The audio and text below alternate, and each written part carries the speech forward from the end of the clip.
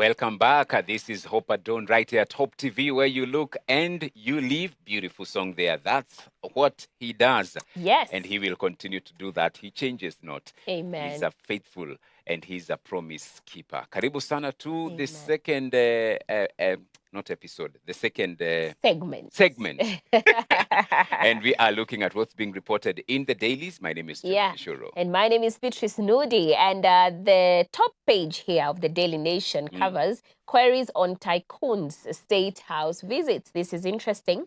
On January 11th, controversial Zimbabwean Wicknell Chivayo flew to Sagana State Lodge to meet President Ruto and his deputy Kithure Kindiki. It was the latest of many visits to Kenya's corridors of power by the flamboyant businessman notorious in his country for a previous money laundering conviction.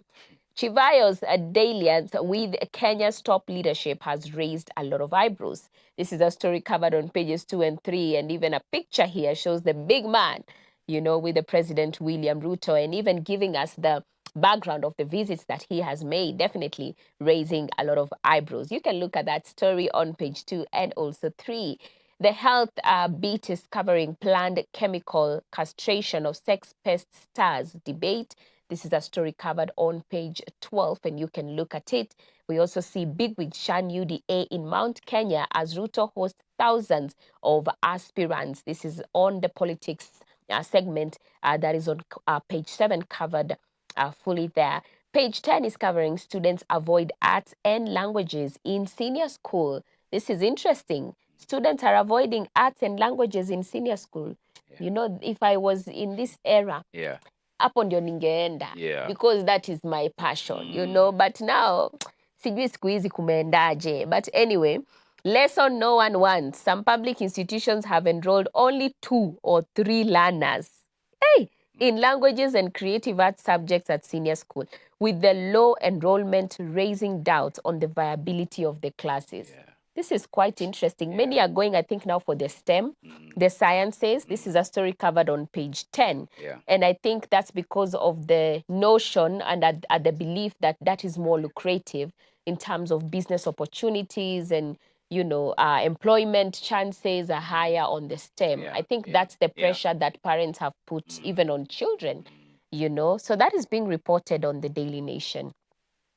Let's look at the Standard. ODM cracks deepen. That is what they report. And legal headaches.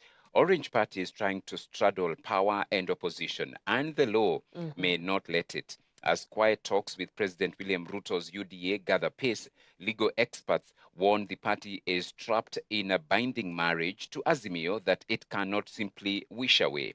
The maneuver has ignited a brutal internal war, pitting a pro-government faction eager to cut deals with State House against diehards fighting to keep ODM from sliding into political submission. With Uhuru Kenyatta reshuffling Azimio, ODM risks tearing itself apart. It's a story that is on pages 4 and 5. And the dilemma they are talking about, legal trap and political overreach. ODM remains legally bound to the Azimio One Kenya coalition and cannot lawfully negotiate or enter a new alliance with UDA without formally exiting. Crippling internal fractions. The party is split between factions pushing for accommodation in government and those determined to preserve ODM's opposition identity within Azimio, signaling an organization at war with itself. And also relevance gamble. By flirting with UDA while Azimio is being reconstituted, ODM risks surrendering its dominance in the opposition without securing meaningful power in government. That's a story that is on the Standard newspaper. And the pullout, the real estate pullout, higher statutory deductions hurt mortgage affordability. That's on page 27. And on the logistics, warehouses up Kenya's trade ambitions and in urbanization, what Nairobi can learn from UEA cities. That is what is covered on the Standard newspaper this morning. And there is something that I'm seeing more of being given a lot of prominence here on X. I'm seeing Kenya's Ruto proposes tax relief for 1.5 million Yeah. low-wage workers. So it says here that the plan exempts over 1.5 million salaried workers below 30,000 shillings monthly from payee tax, while cutting the rate to 25% for another 500,000 to up to 50,000 Kenyan shillings. Yeah. So Ruto announced it on Wednesday as the start of broader reductions, with Treasury Secretary John Mbadi linking it to upcoming law changes. And supporters like Nairobi MP Esther Passaris called it real relief for hardworking people, though critics see election timing ahead of 2027 votes and worry about effects on those just above the threshold. Yep, that's it. That's it.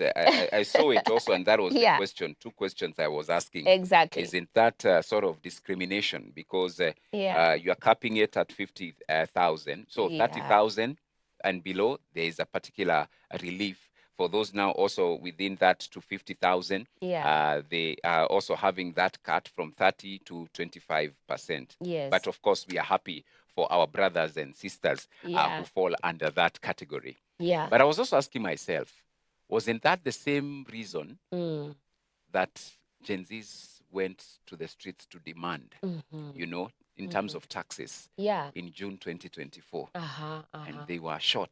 And some lost their lives as they were agitating for, you know, fairness in terms of taxation. Why now change of tune with a few months to the elections? That was just me thinking. We didn't. That means, why did they have to die? You know, if for now, something that for would have something been that done, would have been done in that law that they were, the finance bill of 2024.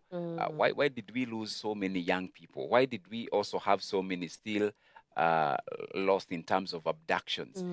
Some were abducted, some went missing. Up to date, let me not go there. It's a very emotive issue because it is. I look at it and we are playing games with the lives of people. We lost people. Families lost loved ones. Families lost sons. Families lost daughters. But then again, now you are coming and you are doing that which they were fighting and, you know, demanding for it to be done.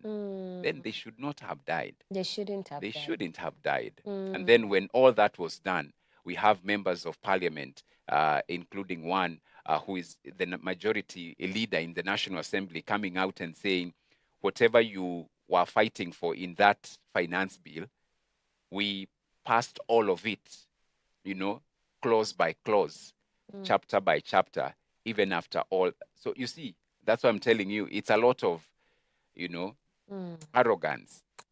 But for me, the one thing that pains me is that families lost children. Families lost children. Fathers lost sons. Fathers lost daughters. Mothers lost the same. And so we need to be careful. Let us not play with the lives of people. Yeah, I thought I should say that. It's important. I thought I should say that. It's important. But it's good. We celebrate those who will be enjoying those deductions. We celebrate. But at what cost? Thank you. Wow. Yeah.